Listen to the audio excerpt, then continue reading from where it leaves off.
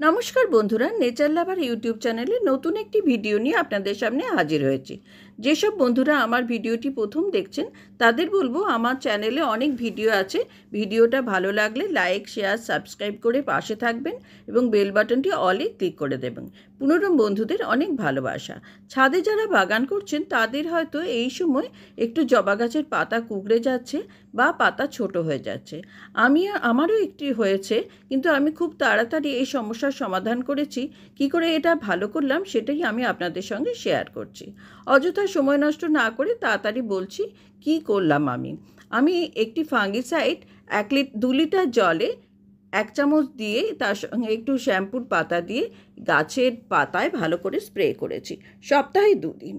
আর এই যে দেখুন, মাটিতে আমি হলুদ গুঁড়ো স্প্রে দিয়ে দিয়েছি। হলুদ গুঁড়োতে অনেক পোকামাকড় নির্মূল হয়।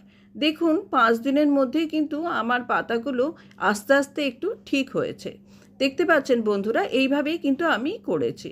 এবারে যে টবের যে হোলগুলো আছে সেই হোলগুলো আমি একটু কাঠি দিয়ে ভালো করে খুঁচিয়ে দিয়েছি। যদি জল জমে থাকে টবে তাহলে কিন্তু অনেক সময় পাতা এরকম কুঁকড়ে যায়, তাই এটি করেছি। আর আমি চা পাতা, যাতে নাইট্রোজেন আছে প্রচুর, সেটা আমি গাছে দিয়েছি এবং মিরাকুলার আমি সপ্তাহে 1 দিন স্প্রে করেছি। এইভাবে করে কিন্তু আমি 10 দিনের মধ্যে আমার গাছটাকে আবার সুস্থ করে নিয়েছি। তাই বন্ধুরা, আপনারাও কিন্তু এরকমভাবে করতে পারেন। খুব তাড়াতাড়ি কিন্তু রিকভার করবে গাছ। আর ভিডিওটা ভালো লাগলে লাইক, শেয়ার, সাবস্ক্রাইব করবেন এবং আপনার গাছপ্রেমী বন্ধুদের শেয়ার করবেন। ভালো থাকবেন বন্ধুরা, গাছকে ভালো রাখবেন। নমস্কার।